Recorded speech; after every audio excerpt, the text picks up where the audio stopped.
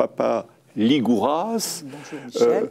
Donc vous êtes économiste, vous avez un background dans le domaine des mathématiques. Après, vous êtes allé à la London School of Economics, à Dauphine, où vous avez creusé plus particulièrement le monde de l'entreprise, de l'économie.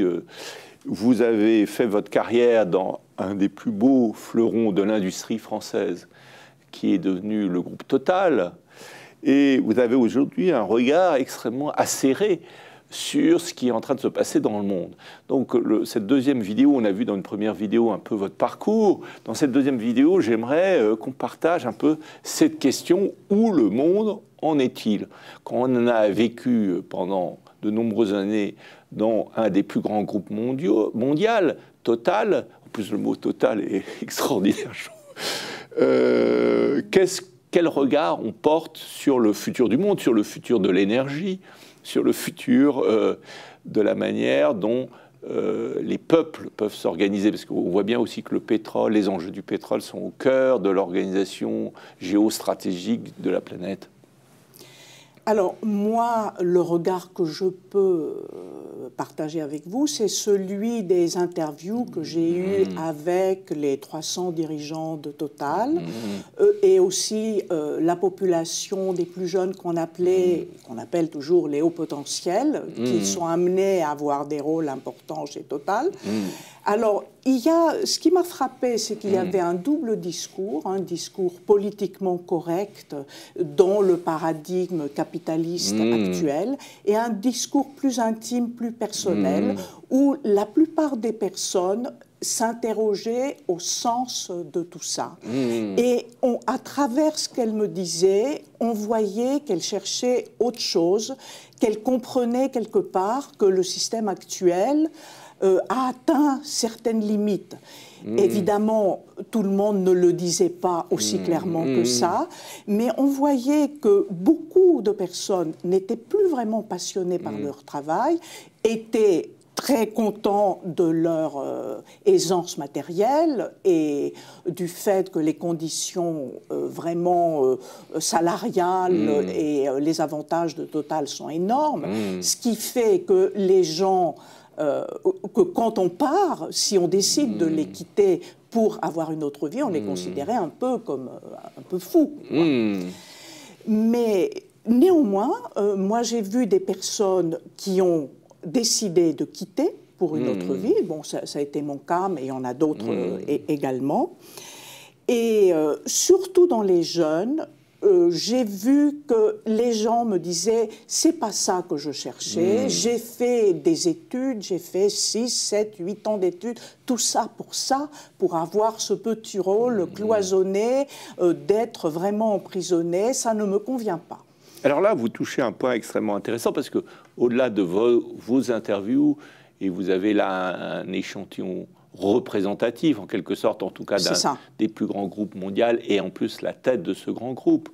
Mais on retrouve dans les analyses socioculturelles ce désenchantement, puisqu'on sait aujourd'hui que, et les chiffres sont presque terrifiants, 70% des cadres aujourd'hui disent avoir du mal à trouver du sens à ce qu'ils font. Donc on a une sorte d'effondrement du sens, d'où un effondrement de la motivation aussi. Est-ce que vous pouvez nous parler de ça et comment vous voyez, au-delà de ce constat, la reconstruction du sens? Alors, premièrement, ce que je vais dire, c'est que je constate que la grande majorité des personnes qui ont dépassé 50 ans et qui ont des postes dans ce type de groupe sont résignées et elles y restent en se disant « je vais avoir une nouvelle vie, une espèce de renaissance après ma retraite ». Ce qui arrive souvent. Des gens qui changent complètement de vie, qui s'éclatent à leur retraite. D'ailleurs, nous, chez Total, on avait mis au point un programme pour préparer ces gens-là à cette retraite très différente qu'ils avaient idéalisée. Mais les jeunes, ce n'est pas le même cas. Il y en a certains qui ont une famille, qui sont obligés de faire vivre, qui restent, mais qui de plus en plus développent à côté des activités beaucoup plus créatives ou s'impliquent dans des associations qui parfois font qu'au bout d'un certain nombre d'années, elles arrivent à quitter pour une autre vie, donc elles font une espèce de transition douce. Et sinon, effectivement, dans les beaucoup plus jeunes, je vois cet aspect qu'il ne s'agit plus de faire toute une carrière, mais de faire un certain parcours, d'avoir une expérience dans une grosse entreprise.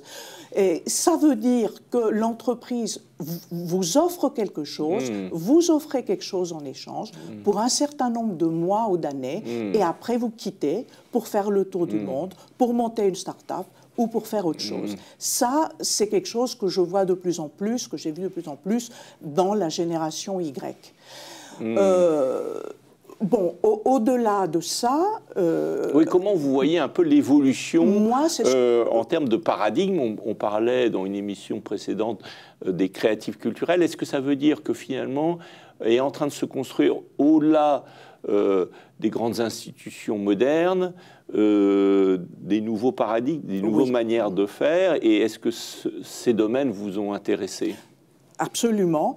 Alors, ce que je constate, c'est déjà dans les grands groupes, ils commencent à prendre conscience en développant ce qu'ils appellent l'intrapreneuriat, où il s'agit de monter des projets transverses, une espèce d'organisation plate parallèle, qui fonctionne beaucoup sur le modèle de l'holocratie.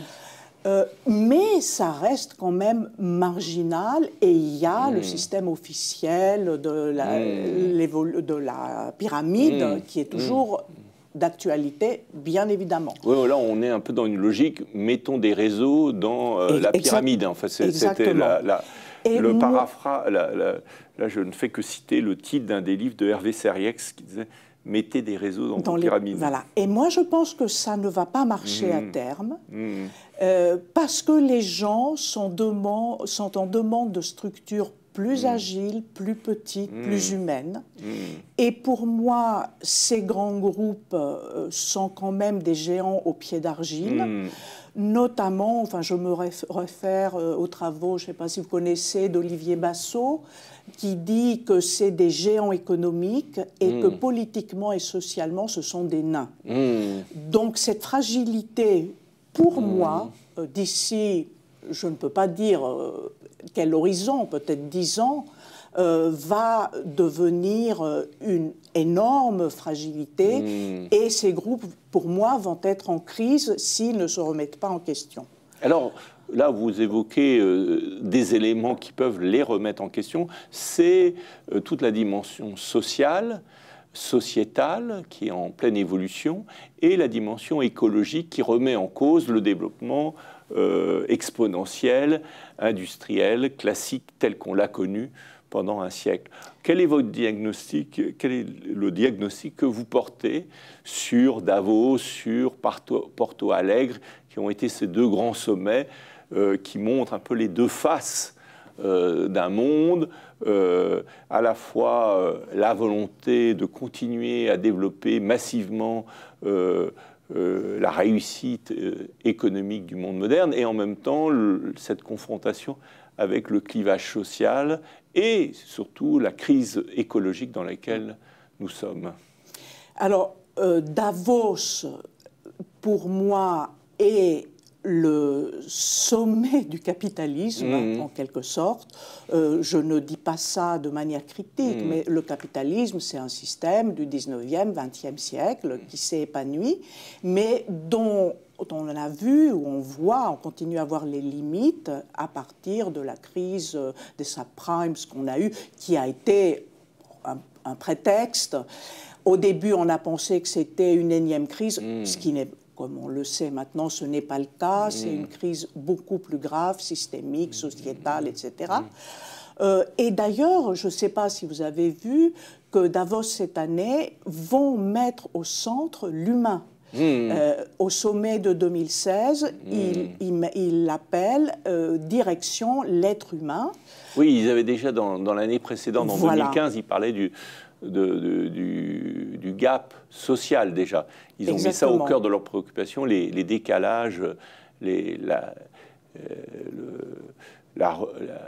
décalage croissant entre les riches et les pauvres, qu'ils considéraient comme un des principaux risques systémiques actuels. Et là, ils veulent remettre l'humain au cœur. Et alors moi, d'après ce que j'ai lu, ils veulent mettre l'humain opposé aux robots et à l'intelligence artificielle. Bon, ce qui est peut-être une vue un peu technocratique, technologique de l'humain, mais quand même, je trouve que ce qui est intéressant, ils se disent, on n'est pas des robots, on est des humains. Donc, à partir du moment où on se pose la question, on se dit, est-ce qu'en tant qu'être humain, j'ai d'autres dimensions?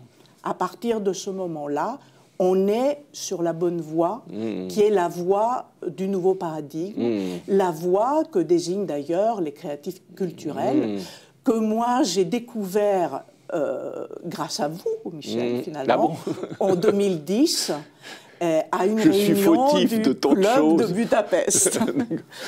Et je m'étais dit à l'époque, c'était au moment où je montais ma boîte, c'est tout à fait ça.